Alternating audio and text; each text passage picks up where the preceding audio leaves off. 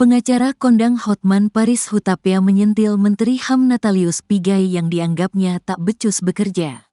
Hotman Paris pun meminta Presiden Prabowo Subianto mengkaji ulang penunjukan Pigai sebagai menteri.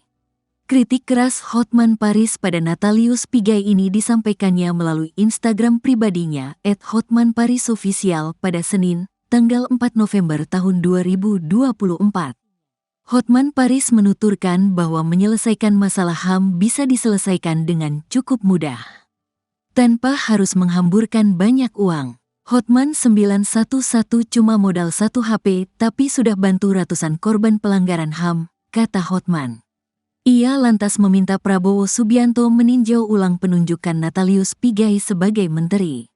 Menurut Hotman, dulu Prabowo Subianto kerap mendengarkan masukan dan nasihat dari dirinya. Sehingga, kini Hotman Paris meminta Pigai dikaji agar tak terus berulah. Halo Pak Prabowo, tinjau ulang penunjukan ini Menteri HAM.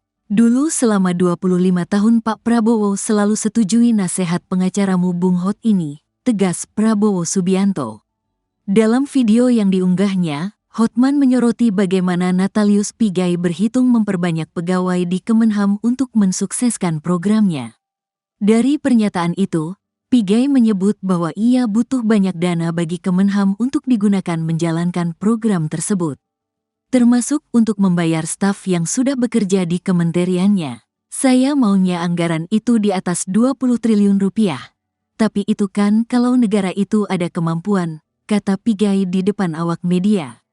Di balik pernyataan tersebut, Pigai menyimpan harapan besar bahwa Kementerian HAM bisa berfungsi secara optimal dan memberikan dampak nyata bagi masyarakat.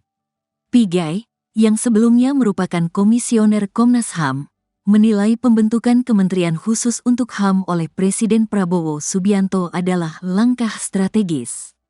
Ia kemudian menegaskan pentingnya fokus pemerintah terhadap isu-isu HAM yang selama ini sering terabaikan. Menyadari bahwa anggaran yang ada saat ini tidak memadai, Pigai pun meminta tim transisi pemerintahan untuk merombak alokasi anggaran Kementerian HAM. Dalam kesempatan itu, Pigai juga membandingkan anggaran kementeriannya dengan kementerian lain di bawah koordinasi Kementerian Koordinator Bidang Hukum, HAM, Imigrasi, dan Pemasyarakatan.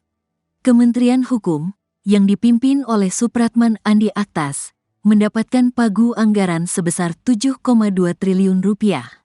Sedangkan Kementerian Imigrasi dan Pemasyarakatan, di bawah Agus Andrianto, memperoleh anggaran sebesar 13,3 triliun rupiah. Pigai berpendapat bahwa alokasi anggaran yang tidak sebanding akan menghambat upaya membangun sektor HAM.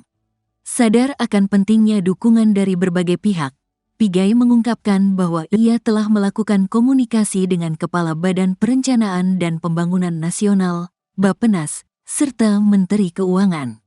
Saya sudah bicara langsung dengan Kepala Bappenas dan saya sudah bicara Menteri Keuangan bahwa kami akan membangun pembangunan HAM, baik fisik dan non-fisik, pungkasnya. Ucapan Pigai itu pun disoroti oleh anggota DPR yang merasa kaget dengan banyaknya dana yang diminta Pigai.